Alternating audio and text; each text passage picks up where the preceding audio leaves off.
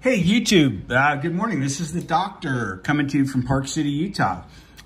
Today's an interesting milestone. For any of you that have followed our case, today is the 2-year anniversary of myself and my 15-year-old son being violently assaulted and egregious violations of the First, Fourth, and 14th Amendment constitutional rights violations against myself and my son, including false imprisonment, assault. I mean, it goes on and on. For those of you that are familiar with my case or that would like to become familiar with our case, there are numerous videos on my YouTube channel. This has been extensively covered by other YouTubers, so I don't remember all the names, but you know, the real pros like Press On and James Freeman and God, there's so many more that I just can't remember off the top of my head, but we've had a tremendous amount of support from the social media community. So once again, we're hitting the 2-year anniversary. And to hit this real quick, 2 years ago today, police officers came to my house on a call about neighbors having a disagreement. The primary officer on the case, Jim Rodriguez from Park City Police Department, who was a known liability. He had a history of excessive force use and not showing up for work. Just a whole bunch of really, he was a known liability to Park City Police, and yet they knowingly kept him employed despite his history of abuse and just in general being a bad cop. So we did yesterday or 2 days ago, we filed a federal complaint against them. If you, for any of you that are familiar with the law, federal law, 42 USC 1983 case, look it up. It is where a plaintiff can seek civil remedy for violations perpetrated against them by those acting under the color of law. So in this case, we have officers of the Park City Police Department and of course, Park City Municipal Corporation, the city, who, you know, supervise and employ the police officers. So we'll get into it a little bit here. So we filed a federal 1983 case. We'll walk through it a little bit. I'm not going to go through the whole history of the case. Everything's been documented. We did a rather aggressive push with internal affairs, with the state of Utah, and now with the federal government to bring these guys to justice. The outcome of it was that 3 police officers were charged with a total of 9 violations. That would be Rodriguez was charged, found guilty of 5 internal policy violations by Park City Police. Sergeant Cameron Thor was found guilty of 3 violations, and Officer Kelsey Ware was found guilty of 1. Ware is still with Park City Police. Thor and Rodriguez were dismissed. This is a little bit of semantics. I'll leave Wade.carpenter, the Park City Police Chief's number and email in this, and the city attorney and a bunch of other people. I'll leave their contact information in this video. You're welcome to ask them for yourself. But typically their city's response has been, oh, they weren't fired. They just happened to leave on their own. We call this a lateral move. For those of you who are familiar with either police or with Catholic priest sex abuse scandals, oftentimes the Blue Line or the church will take offenders, and rather than destroying their careers, they will push them off to another place, hopefully never to reoffend again. But we know the history of that. Once a bad cop, once a pedophile, always a pedophile or a bad cop.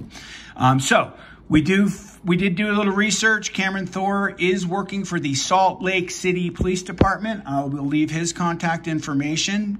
Interestingly enough, while Park City may say, oh, he took a lateral, I encourage you to look on, you can look up online, I think it's called Transparent Utah, but you can look up the police salary information. And you will notice that Sergeant Cameron Thor went from making $138,000 a year as a Park City Police Sergeant to now working for Salt Lake City Police Department as a Police Officer 2, which is essentially one rank out of rookie. And he made about, I don't know, $45,000, $48,000 last year. So while he may not have technically been fired, his career was pretty much ruined. Rodriguez is really nowhere to be found. If anybody does have any information on him, please send it to me because we need to serve him with some paperwork on the lawsuit. So we just, this is a newspaper article. I'll go into some final stuff here, some quotes that I made. I said in an interview to this paper that I would like the lawsuit to lead to significant reforms in training and hiring in the Park City Police Department. I did admit that there are excellent and poor officers in the agency. As we all know, there's good cops and bad cops. There are significant issues in quality of service and violations of rights that we would like to see addressed, naturally. So let's just flip over to the federal lawsuit. It's just an example. For those of you that have ever been wronged by the police, have your rights violated, please file a case, hire an attorney, DM me, look it up on YouTube. There's all kinds of instructions on how to do it, whether you do it through an attorney or you do it pro se.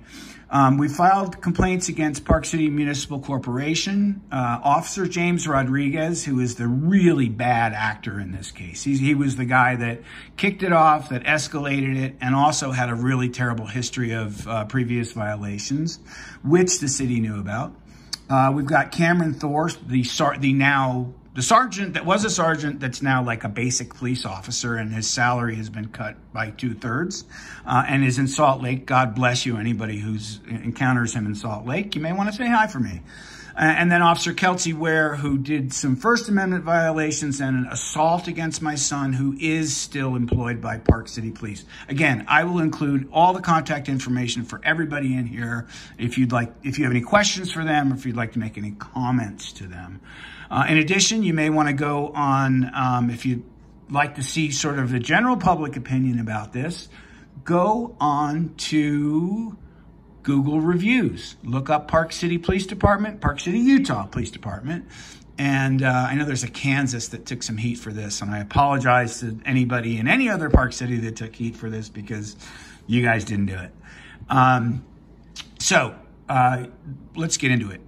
So who we're complaining against, defendant number 1 is going to be the city attorney for Park City. Her name is Margaret.plane. We will include her contact information, email, phone number, etc. Cell phone. We've got Jim Rodriguez. This was the absolute maniacal, angry police officer that was the responding officer that kicked the whole thing off, that failure to de-escalate, and had a history of violations way before he ever encountered me, and was just a multi-time offender, bad cop. Last I saw, he made $5 grand last year with maybe working part-time or some security gigs with Salt Lake PD, but I guess Salt Lake takes these guys for whatever reason, I don't know. Maybe it's just a matter of their standards. Cameron Thor, he is full-time police officer number 2, so he's a very basic police officer.